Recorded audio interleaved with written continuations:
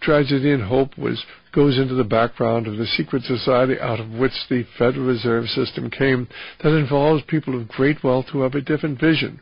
They want a world government. Of course, Professor Quigley did not understand the spiritual forces that energize these people of great wealth. And if I was to be critical at all, and I think I hate to be because I think we're so indebted to Professor Quigley, but he had all of the evidence, all of the facts, it's all there in his books, and he totally missed the greatest story of all time. Not that the story he told wasn't important, but he missed the spiritual forces that energize these people of great wealth who are working for the New World Order, the New World Financial System, the New World Currency, and the New World Religion. So, I mean, I think they're great books. We carry them. We think everybody should read them. They're lots shorter books, but there are no better books to give you an overview of the powerful forces which are directing the course of our nation. It doesn't matter whether you have the Republicans or Democrats in. That's what Professor Quigley says on pages 1247, 1248. Let the people go to the polls every 4 years to throw the scoundrels out. But we want a program where nothing will change. The foreign and domestic policy will remain the same, and that's exactly what's going on today.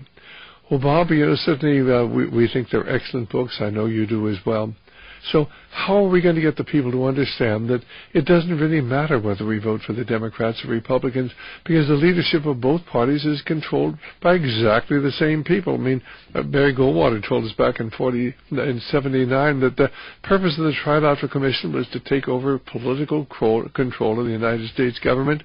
And you look at the people who are going to surround Barack Obama, and all the key positions are being given to people who are in one way or another affiliated with the Trilateral Commission, the Bilderbergers, the Council on Foreign Relations, the Group of 30.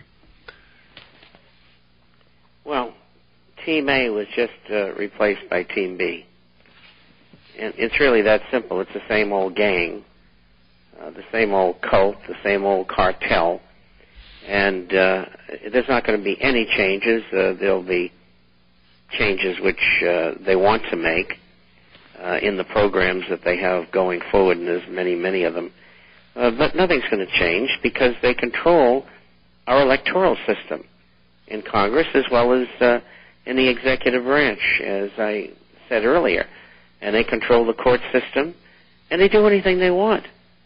I mean, as you all know, when a federal court judge tells the Treasury and Federal Reserve they want to know who's getting the $2 trillion or $700 billion, and what the collateral is for the loans, they say, no, we can't tell you that because it's a security issue and it's a state secret. Now, give me a break. And, of course, Congress appointed an oversight committee to find out what was going on. They go to the Treasury, and Treasury says, we're not going to tell you. We're not going to tell you. We're telling you that the system is working great. Things are getting better. Well, if things are getting better, then why are more people losing their jobs? And why are more and more corporations shutting down all across America? We're going to lose about 200,000 businesses in America this year. And, of course, an awful lot more people are going to lose their jobs and their homes and their automobiles. Well, Bob, you got 3 minutes to wrap up the program. You always give me the easy part. Anyway. Well, I do. That's what we do for an honored guest. Well, for a guy who doesn't talk very much, it's a hard job. Hardly. Well, anyway, we did cover a lot of what went on the market today. I'm very surprised that the market didn't rally into the coronation of our new president. What are we, 10 days away or 8 days away? Well, whatever that's 9 days. It's going to be on the 21st, I think it is, and this is the 12th, so it's 9 days from now. And I thought they would try to take the market up, maybe to 9,500 or something like that. And, of course, it did rally forward, but, the rally didn't stick.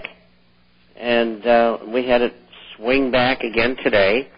It was off 125 at 84.74 in the Dow, and it doesn't look good. Monday and Tuesday are usually good days for the market, and actually the market came back toward the close from a higher minus number. In fact, the Standard & Poor's 500 and the NASDAQ 100, if you'll extrapolate them into Dow points, were not down 125. They were down 181 and 197. So I see the market opening up lower in the morning, and I see gold opening up higher. And I'm surprised. And although I didn't expect any rally higher to work out into anything strong and permanent, it was a political thing that I thought they'd do, and it looks like so far they haven't done that unless they go to work there, the plunge protection team, and take it up here 1,000 points in the next 5 or 6 business days, which is possible, but any rally up there is not going to last. By the end of this year, we'll be at 6,000 on the Dow and maybe lower. And the following year, I'm looking for 38 to 4,200 on the Dow.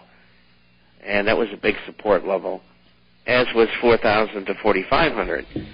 And so somewhere down in there, if we're lucky, that's where it's going to stop. But, who knows? I've lived this whole thing from 1960 until today. And the reason I have such fluidity with the numbers and the calls is because I lived them. I mean, you don't forget those things, and they should become old and senile. I'm old but not senile. Hold on, we'll be back in just a moment. We've got Judy calling from New York. Let's see if we can get Judy up here, and it's a little late. But Judy, you have a quick question? We're just about out of time. Better late than never. Right. Do you have a question? What part of New York you're calling from? Let me applaud the two of you. And the two things are, when I opened up my account at Chase, they said, I said to the guy, well, banks seem to be merging and disappearing. And he said, this is going to be the only one left standing. So from what Bob Chapman is saying, it sounds like that's not true. Yeah. And also the second part is, can the government recall gold? Can the government recall gold? I think they can do whatever they want to, Judy. I mean, they are a power unto themselves, and they don't really care about the law. That's the tragedy. Mm-hmm. But all we can do is do our best and believe, hopefully, that we cover ourselves, and you want to diversify, okay? Okay, well, thank you. And Chase, is it just another bank? Pardon? Well, I think they'll make them survive along with Morgan, but we'll have to pay a lot to do it. Thank you very much. And you're both so fair. It's a pleasure. Thank you. God bless. Bye-bye, Judy. Okay, fine, Bob. I'm going to let you go. Thanks very much for being with us. I'll see you next week. Okay, bye-bye. Bye-bye. Okay, that was Bob Chapman. I hope you enjoy our conversation with Bob every Monday. And